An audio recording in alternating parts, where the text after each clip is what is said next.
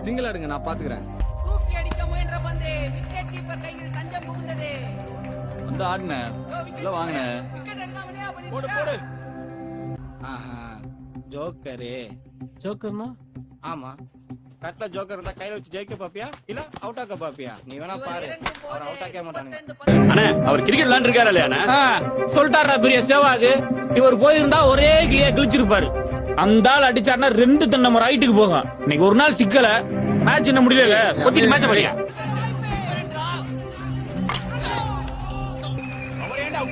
என்னப்பா அது? அவர் அவுட் ஆனதுக்கு ஆப்போசிட் டீம்ல ஃபீல் பண்றானுங்க. அப்ப அவருக்காகவே ஒரு ஃபீலிங்கான பாட்டை டெடிகேட் பண்றேன். அந்த வானத்தை போல மனம் படைச்ச மன்னவனே, பனி துளிய போல குணம் படைச்ச தின்னவனே. மாப்பிள, நான் சொல்றேன், தப்பா எடுத்துக்காது மாப்பிள. இத்தனை வருஷம் நீ விளையாடுறப்போ நீ அவுட் ஆயிடக்கூடாதுன்னு தான் மாப்பிள நான் நினைச்சிருக்கேன். ஆனா முதல் தடவை நீ அவுட் ஆயிட்டு வந்தா போதும்னு நினைக்கிற டைம் மாப்பிள. நாளைக்கு நடக்க போற ஃபைனலு இந்த அன்பு பயலுக்கு மட்டுமான பிரச்சனை இல்லை மாப்பிள, நமக்கும் தான். இன்னைக்கு பாட்டை போட்டு எவன்லாம் நம்மளை பார்த்து சிரிச்சானோ அவன் முன்னாடி நம்ம பாட்டை போட்டு நம்ம யாருன்னு காட்டுற மாப்பிள. இதோ அடுத்ததாக களமிறங்குகிறார் எதிரணிகளின் செல்ல பிள்ளை. ஏனென்றால் இவரது விக்கெட் அவர்களுக்கு தேவையில்லை. ஜாலி ஃப்ரெண்ட்ஸ் வீரர் சக்திவேலின் பந்து அடேங்காபாணியின் 7வது விக்கெட்டை நோக்கி மேட்ச் எங்கே விட்டாரோ அங்கிருந்து ஆரம்பிக்கிறார். ஸ்ட்ரோக் வைக்கிறாரு.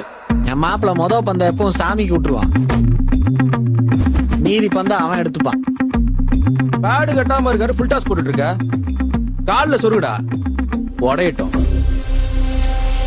இன்னைக்கு பாரு ஆட்டத்தை. டீமோட மானத்தை காப்பாத்த வானத்தை நோக்கி அடிச்ச பந்து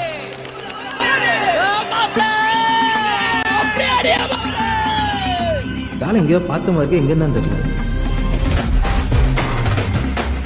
வெயில் காலத்துல இடி மின்னல்லாம் பாத்திருக்கீங்களா? எங்க கெத்து இறங்கினாலே எதிரணி பவுலர்களுக்கு இடியும் மின்னலும் தான். பாலையாவை சமாளிப்பாரா நமது பாகுபலி?